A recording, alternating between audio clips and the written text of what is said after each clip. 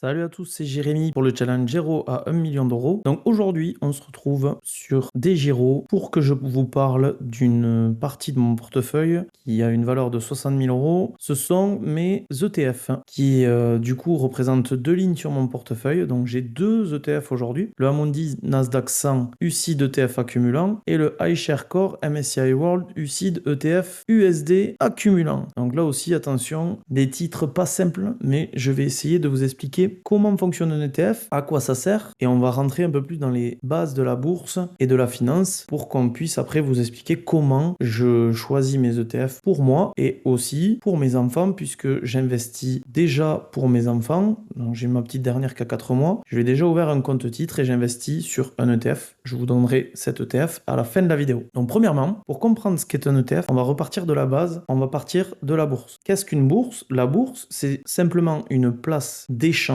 pour acheter et vendre des actions. Et les bourses, il en existe beaucoup. Donc là, je suis sur Wikipédia et vous voyez qu'il y a énormément de bourses. Il y en a quelques-unes qui sont connues comme le Nasdaq aux États-Unis, le New York Stock Exchange. Vous avez aussi en Europe l'Euronext Paris, qui est la bourse de Paris, la bourse de Londres. Toutes ces bourses-là vous permettent simplement d'acheter ou de vendre des actions. Et donc, pour être coté en bourse, une société, une entreprise doit payer des frais d'entrée dans cette place boursière afin d'être référencé dans la bourse et pouvoir être échangé sur une place boursière. Et dans chacune de ces bourses, il y a des sociétés qui sont venues créer des indices boursiers. Donc on va passer à ce qu'est un indice boursier. Mais un indice boursier, c'est ni plus ni moins qu'une liste de sociétés qui est référencée par un tiers. Si on veut faire un indice boursier sur la tech, on peut aller choisir 100, 500, 800, 1000 actions qui sont référencées sur une ou plusieurs places boursières et qui permettent de définir l'indice de la tech mondiale. Pourquoi pas? On pourrait créer comme ça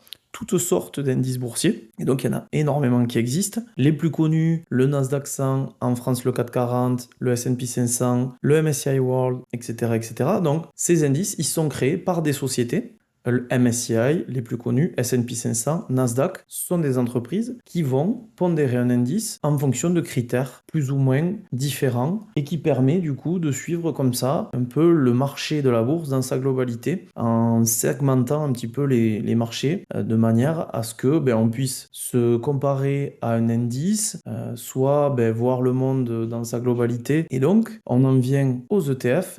Il ne faut pas confondre, ce n'est pas la bourse, ce n'est pas un indice boursier. C'est un fonds qui détient plusieurs actions. Si on revient au nom de mes deux ETF que je détiens en portefeuille, le fonds, typiquement ici, c'est un fonds détenu par Amundi qui va essayer d'avoir les mêmes performances que le Nasdaq 100. UCITS, c'est un règlement européen, donc ça veut dire que cet ETF est soumis à la réglementation européenne. Et à la fin, on voit un petit accumulant. Sinon, vous avez DIST qui est distribuant. Ça veut dire qu'il réalloue automatiquement les dividendes dans le fonds sans vous les redistribuer. Et dans le cas de DIST, il va vous distribuer les dividendes dès qu'il les reçoit. Et donc le deuxième, c'est iShare, donc la société qui détient le fonds, c'est iShare, qui va essayer de répliquer l'indice MSCI World. UCITS, c'est pareil, ça veut dire que c'est réglementé par un règlement européen. Et pareil, accumulant, parce qu'il ne distribue pas les dividendes. L'intérêt de l'accumulant, c'est que vous pouvez du coup éviter la flat tax. Comme on ne vous les distribue pas, vous n'avez jamais la flat tax à payer et donc vous continuez à capitaliser et à utiliser les intérêts composés sur vos dividendes sans être imposé. Maintenant, ce que je vais vous montrer, j'ai pris 3 ETF différents, enfin 3 indices différents pour vous expliquer comment sont créés les indices boursiers. Les plus connus, j'ai pris le MSCI World, j'ai pris le S&P 500 et j'ai pris le Nasdaq 100 et j'ai demandé à ChatGPT de me comparer ces 3 indices. Si on regarde le MSCI World, zone géographique monde, 23 pays développés, pas de pays émergents. Le S&P 500 uniquement les États-Unis, le Nasdaq 100 uniquement les États-Unis. En nombre d'entreprises, 1400 à 1600 entreprises pour le MSCI World, 500 pour le S&P 500 et 100 pour le Nasdaq 100. Le MSCI World va chercher dans toutes les places boursières selon les pays, donc 23 pays développés. Le S&P 500 va uniquement chercher dans le New York Stock Exchange, le Nasdaq et le CBOE qui est la bourse de Chicago. Et le Nasdaq 100 se contente d'aller chercher dans la place boursière du Nasdaq. Point intéressant, le Nasdaq 100 est le seul indice qui exclut le secteur financier. Et donc ça fait qu'on est beaucoup plus concentré en Nasdaq 100 puisqu'on enlève une grande partie du marché boursier qui est la finance. Pour sélectionner, le MSCI World va chercher les plus grosses capitalisations boursières par pays. Le S&P 500 va avoir un comité de sélection, donc va chercher par capitalisation, mais va aussi sélectionner et valider certaines actions ou dévalider certaines actions. Il y a l'humain qui rentre en jeu pour le choix des actions dans le S&P 500 et le Nasdaq 100. Le gros avantage, c'est que c'est complètement automatique et c'est par taille. Aucun critère de rentabilité pour le MSCI World. Une entreprise non rentable peut intégrer le MSCI World. Le S&P 500 vient sélectionner uniquement des entreprises rentables depuis plus de 4 trimestres et le Nasdaq 100 n'a pas de critères de rentabilité, donc peut avoir des sociétés qui ne sont pas rentables. Au niveau de la pondération des sociétés, le MSCI World et le S&P 500 sont à capitalisation flottante, c'est-à-dire qu'on divise le total de capitalisation par la capitalisation de la société et on pondère en fonction de ça. Tandis que le Nasdaq 100 a une capitalisation modifiée parce qu'elle vient plafonner certaines actions. Si par exemple aujourd'hui Nvidia représente 20% du Nasdaq 100, je dis une bêtise, c'est pas le cas, mais si elle représente 20% du Nasdaq 100, on va bloquer le pourcentage de Nvidia dans le Nasdaq 100 à 5%. Au niveau de l'orientation sectorielle, le MSCI World est du coup très diversifié. Au niveau de S&P 500, on n'est plus concentré puisqu'on n'est que sur l'économie US dans sa globalité. Et le Nasdaq 100, il y a une forte orientation tech, mais il faut savoir que c'est qu'une question d'historique du Nasdaq 100 puisque le Nasdaq de base a amené beaucoup de sociétés technologiques à s'inscrire sur le Nasdaq plutôt que sur le S&P 500. Pourquoi? Au départ, c'est une question de coût et d'automatisation. C'est beaucoup plus simple de se coter sur une place boursière comme le Nasdaq plutôt que sur le S&P 500. Et on va voir que moi aujourd'hui, ça m'embête un peu parce qu'il y a des sociétés qui sont moins axées sur la tech qui commencent à intégrer le Nasdaq parce que ça leur coûte moins cher. Le problème, c'est que ça va diversifier de plus en plus le Nasdaq 100. Donc la part de technologie, forcément, là où elle est le plus élevée, c'est au Nasdaq 100. Et on a très peu de diversification dans le Nasdaq 100 alors que le MSCI World est très diversifié. Et si on cherche au niveau de la volatilité, c'est-à-dire la différence entre les plus hauts et les plus bas sur une année pour un indice, on a une volatilité moyenne au MSCI World, une volatilité moyenne à élevée pour le S&P 500 et une volatilité élevée pour le Nasdaq 100.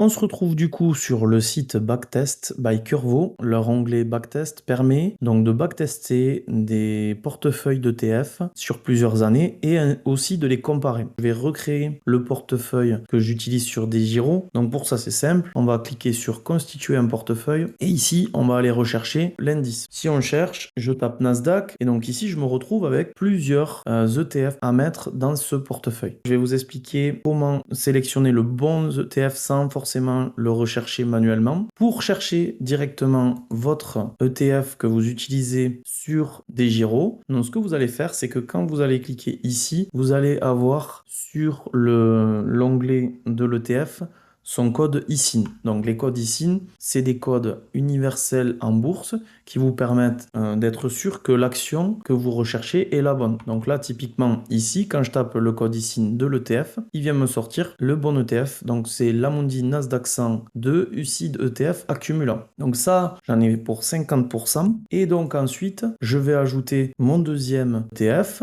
Donc si je reviens en arrière, j'ai le MSCI World. Je copie-colle mon code ISIN ici. Je rajoute le MSCI World. Et donc automatiquement, il me met 50%. J'ai créé mon portefeuille et j'exécute le backtest. On se retrouve du coup sur les résultats du backtest. Donc ce qu'on va faire avant de rentrer dans les détails, on va quand même regarder les paramètres du backtest qu'il nous a fait. Donc on ouvre les paramètres, on voit qu'il a démarré la simulation en juillet 2007 pour finir en novembre 2025. Donc stratégie de rééquilibrage, il l'a mis annuel de base. Annuel, ça veut dire que tous les ans, on va remettre 50% du MSCI World et 50% du Nasdaq 100. Donc si le Nasdaq est à 60%, 60%, on va en vendre 10% pour rééquilibrer sur le MSCI World. Donc moi, ce que je fais généralement, c'est que vous avez la possibilité sur Curvo de laisser des tolérances par actif. Si le MSCI World est à 40% et le Nasdaq 100 à 60%, on ne touche pas. Vous allez voir, rien que de mettre 20% de tolérance, donc ici, on a 89 733 euros en novembre 2025 pour 10 000 investis. Si je mets une tolérance à 15%, on monte à 96 777 euros. Et vous voyez que si on laisse la tolérance à 20%, on monte à 98 576 euros. Donc on va mettre cette tolérance qui pour moi me paraît correcte parce que si on n'est pas obligé de mettre à jour et de rééquilibrer son portefeuille tous les ans, mais ça nous évite des frais d'achat et de vente et donc ça optimise encore plus l'effet cumulé. La devise, vous pouvez la changer, mais moi je la laisse en euros. Le modèle d'investissement, donc vous pouvez mettre que vous mettez tous les mois un même montant, mais moi je laisse montant unique. Et par contre, je vais mettre 60 000 euros puisque c'est le montant que j'ai aujourd'hui en portefeuille. Au niveau des frais de transaction, j'en mets pas. Les frais de gestion, il n'y en a pas sur DEGIRO. Ça, c'est dans le cas où vous avez une assurance vie et que vous utilisez des ETF sur une assurance vie. Pays d'imposition, malheureusement, on n'a pas le choix de la France. Donc, il y a marqué aucun ici. On va laisser aucun. On va partir du principe que quand on vend, on n'est pas imposé. Ça, c'est vraiment le cas dans un PEA. Et tenir compte du TER des fonds. Donc là, oui, c'est le taux que prend Amundi sur le rendement annuel de l'ETF. On a vu qu'il y avait du 0,20 et du 0,22%. Maintenant qu'on a modifié tous les paramètres, eh bien, on va voir l'évolution de notre portefeuille de juillet 2007 à novembre 2025. Donc, si on avait investi ces 60 000 euros en juillet 2007, on aurait aujourd'hui 591 407 000 euros en novembre 2025. On a 18 ans d'investissement et on arrive à un montant qui est colossal en ayant très peu touché au portefeuille. Le taux de croissance annuel est à 13,36%, un écart type à 15,61% et un ratio de Sharpe à 0,82%. Donc l'écart type, ça montre la volatilité de l'ETF et le ratio de Sharpe, il montre aussi le risque du portefeuille. L'écart type, plus il va être élevé, plus on aura de volatilité sur notre portefeuille et le ratio de Sharpe, plus il va être proche de 0 et moins le portefeuille sera risqué et au contraire, plus il va être proche de 1 et plus notre portefeuille sera risqué. On voit ici les rendements annuels du portefeuille, donc ici, les meilleures années, vous voyez, on est à 35-36%, donc il ne faut pas les louper. Et les pires années sont à 37,8, 22,3 et 1,6%. Donc on s'est pris en 2008, dès la première année, 37,8%. Il faut être accroché.